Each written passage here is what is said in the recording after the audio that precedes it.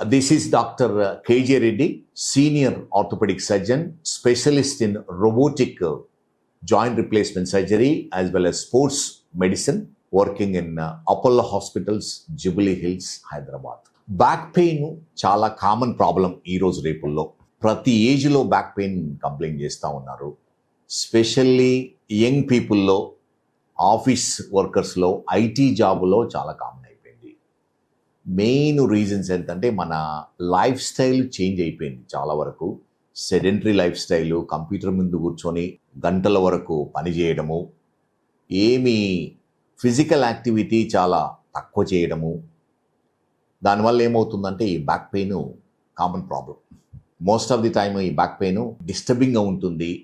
మనము వర్క్ మీద ఫోకస్ చేయలేము. దానివల్ల ఏమవుతుందంటే విషస్ సైకిల్, ఒకదాన్ని పైన ఒకటి ఆడయి ఈ పెయిన్ ఎక్కువ అవుతుంటుంది.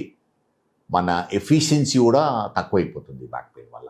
గుడ్ థింగ్ ఏంటంటే ఈ బ్యాక్ పెయిన్స్ చాలా వరకు క్యూరబుల్ కండిషన్స్.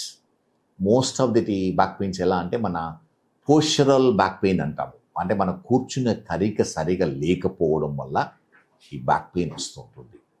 మనం కూర్చున్నప్పుడు మన బ్యాక్ అంటే స్పైన్ కర్వేచరు నార్మల్ కర్వేచర్తో మెయింటైన్ చేయాలి. ఎలా అంటే మన head weight centre of the spine నుంచి వెళ్ళాలి. దాని కొరకు మన మసిల్స్ బ్యాలెన్స్డ్గా ఉండాలి. స్పైన్ ఎలా ఉంటుందంటే స్పైన్కు మసిల్స్ ముందు ఉంటాయి, వెనకాల ఉంటాయి, రెండు సైడ్లో ఉంటాయి. లైక్ స్ప్రింగ్స్, రోప్స్ లాగా ఈ స్పైన్ను నార్మల్ కర్వేచర్లో మెయింటైన్ చేస్తూ ఉంటాయి.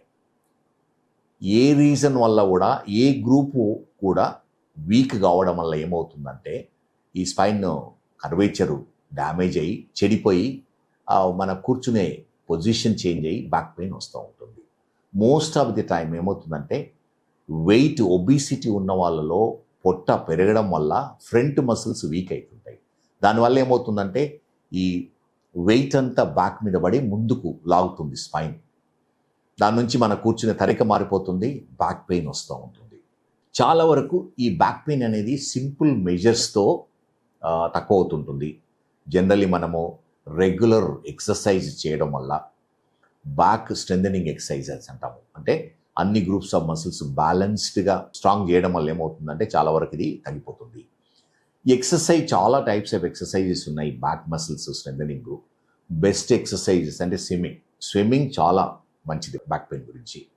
ఎందుకంటే స్విమ్మింగ్ చేయడం వల్ల మన వెయిట్ వాటర్లో తక్కువ ఉంటుంది, మసిల్స్ రిలాక్స్ అవుతాయి, స్ట్రెచ్ అవుతుంది, తర్వాత స్ట్రాంగ్ అవుతుంది. బ్యాక్ మసిల్స్ కొరకు ఈ మసిల్స్ తొందరగా స్ట్రెంగ్త్ను బ్యాక్ వస్తుంటుంది.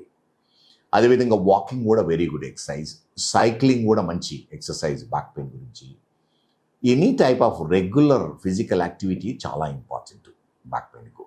ఎవరికైతే ఈ బ్యాక్ పెయిన్ కొన్ని రోజులలో తక్కువ లేదు, సింపుల్ మెజర్స్లో అంటే పారాసిటమాల్ కానీ సింపుల్ పెయిన్ కిల్లర్స్ తీసుకొని సింపుల్ ఎక్సర్సైజెస్ చేయడం వల్ల తగ్గలేదో ప్రాబబుల్లీ వారు ఫర్దర్ ఇన్వెస్టిగేషన్స్ చేయించుకోవాలి. Most of the time x-rays చేయిస్తే ఏమవుతుందంటే జనరల్ ఎక్స్రేస్ నార్మల్గా ఉంటాయి. ఎవరికైతే ఎక్స్రేస్ నార్మల్గా ఉండి బ్యాక్ పెయిన్ కంటిన్యూస్గా ఉండి, స్పెషల్లీ బ్యాక్ పెయిన్ లెగ్ పెయిన్కు రేడియేట్ అవుతుంటే దీన్నే సయాటికా అంటాం. టింగ్లింగ్ నమ్నెస్ ఉండి, లెగ్ పెయిన్ ఉండి, నడవాలంటే కొంచెం లింపింగ్ ఉండి, నైట్ డిస్టర్బ్ అవుతుంది అనుకోండి, అటువంటి వాళ్ళకు మోస్ట్ లైక్లీ స్లిప్ డిస్క్ ఉండడానికి పాసిబిలిటీ ఉంది. సో స్లిప్ డిస్క్ అనేది మనము ఎంఆర్ఐ స్కాన్లో ఈజీగా డయాగ్నోజ్ అవుతుంది. ఎక్స్రేస్ నార్మల్గా ఉంటాయి most of the time. MRI స్కాన్లో మనకు తెలుస్తుంది ఈ స్లిప్ డిస్క్ ఎంత సింపుల్ బల్జ్ ఉంటుందా లేకపోతే కంప్లీట్గా బయటకు వచ్చి నరం మీద ఒత్తిడి వస్తుందా తెలుస్తుంది స్కాన్ వల్ల. And majority of this slip డిస్క్లు 90% ఆఫ్ దెమ్ ఎలా అంటే నాన్ ఆపరేషన్ లేకుండానే క్యూర్ చేయడానికి పాసిబిలిటీ ఉంటుంది. మోస్ట్ ఆఫ్ ది టైమ్ ఈ స్లిప్ డిస్క్లు మన లైఫ్ స్టైల్ మారడం వల్ల, అంటే బరువులు ఎత్తడం ఆపేయడము, వంగి పని చేయడము, కొంతవరకు కింద కూర్చోవడం ఆపేయడం వల్ల ఏమవుతుందంటే రిలీఫ్ దొరుకుతుంది, ఈ బ్యాక్ పెయిన్ తక్కువ అవుతుంది. అదేవిధంగా simple stretching exercises, back stretching exercises, అలానే స్ట్రెంథనింగ్ ఎక్సర్సైజెస్ చేయడం వల్ల కూడా ఈ బ్యాక్ పెయిన్ చాలా వరకు కంట్రోల్ అవుతుంది. డిస్క్ వల్ల వచ్చే బ్యాక్ పెయిన్. కొన్ని మెడికేషన్స్ అవసరం ఉంటుంది, సింపుల్ అనాలిసిక్స్, కొన్ని నర్వ్ రికవర్ కావడానికి ఇస్తాము, మసిల్ స్ట్రెంథనింగ్ ఇవ్వడం వల్ల ఏమవుతుందంటే బ్యాక్ పెయిన్ కూడా తక్కువ అవుతుంది. సో మెజారిటీ వాళ్ళు నాన్ ఆపరేటివ్ మెజర్స్తోనే క్యూర్ కావడానికి పాసిబిలిటీ ఉంటుంది. కానీ 10% మాత్రము ఆపరేషన్ పాసిబిలిటీ.